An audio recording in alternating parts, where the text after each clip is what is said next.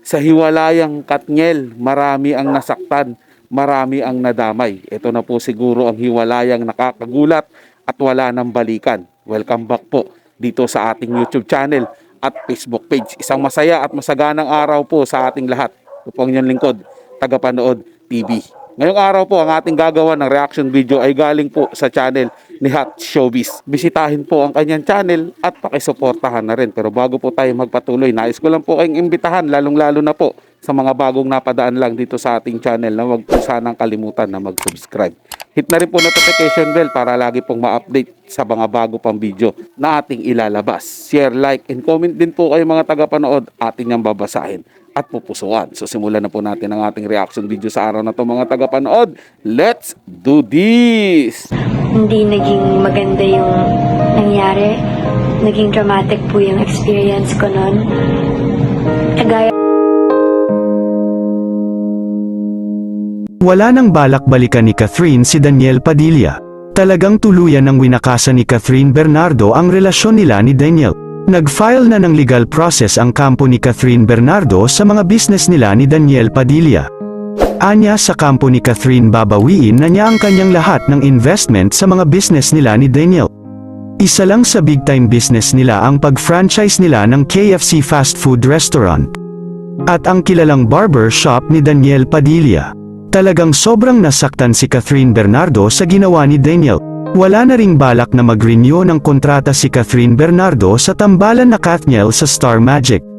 Naglabas ang Mega ng isang magazine kung saan nakalakip ang mga larawan na i-ship kay Catherine Bernardo sa panibagong love team nito sa darating na 2024. Kabilang sa mga leading man ni Catherine na pinag-uusapan na ay si Enrique Hill kasama din si Jericho Rosales. Isa pang kasama ay si James Reid at makikita din sa larawan ay si Donnie Pangilinan. Nakarating naman agad kay Jericho Rosales ang balitang ito at sabi niya ay looking forward siya na makatrabaho si Catherine Bernardo kahit noon pa man. Mukhang ang makakatambal ni Catherine Bernardo ay si James Reid. Si James Reid lang raw ang fit sa personality ni Catherine Bernardo. Madami naman ang netizens ang na-excite na isang malaking possible na si James Reid ang panibagong leading man ni Catherine Bernardo sa showbiz. Dahil sinabi ni James na balak na niyang magbalik sa pag-arte at magbalik gumawa ng Philippine movie. Mukhang wala ng chance na magkabalikan si Daniel Padilla at Catherine Bernardo ngayon. Madaming fans ng Katniel ang sasama kay Catherine Bernardo kung ito ay magpapalit na ng leading man dahil wala na rin namang purpose dahil hiwalay na sila ni Daniel at wala nang kilig kung ito ay magkatambal pa rin kahit hindi na sila magkarelasyon.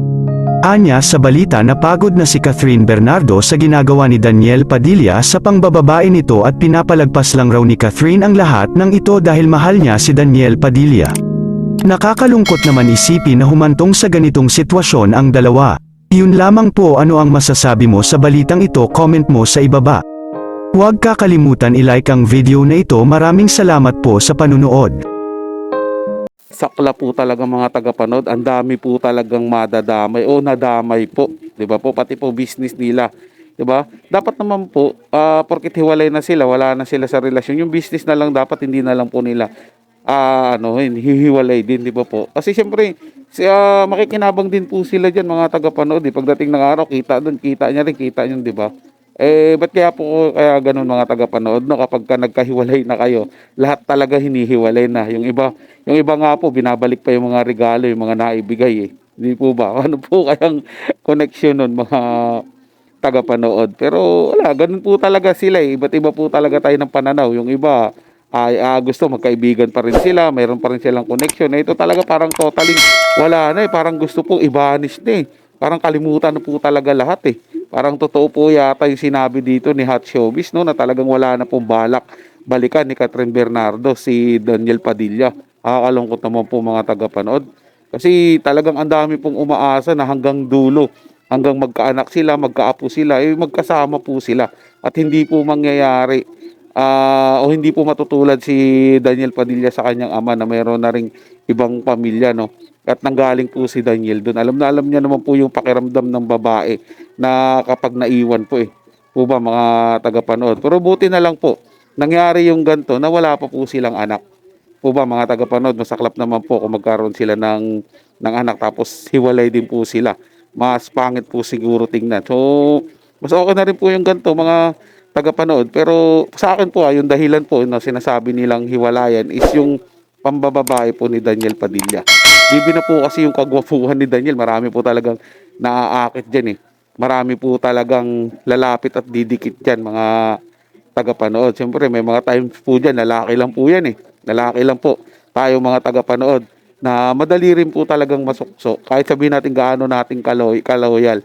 Kapag dumating yung punto na hindi na talaga natin maiiwasan, talagang nadadala po tayo mga tagapanood eh. Ang mahalaga po sana is aminin yung pagkakamali at hindi na uulitin. Pero parang ibang kaso po yung nangyari dito kila Daniel Padilla at Catherine Bernardo eh. Kasi sinasabi po sa mga balita na napagod na po o nagsawa na si Catherine Bernardo sa paulit-ulit na pambababae ni Daniel Padilla.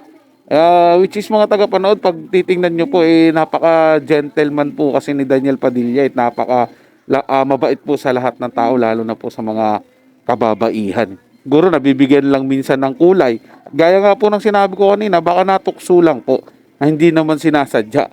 Kaya lang po sasabihin ng mga babae, ilang beses mo, makailang beses mong ginawa, hindi pa rin sinasadya. Di ba? Paano naman yung damdamin namin mga babae?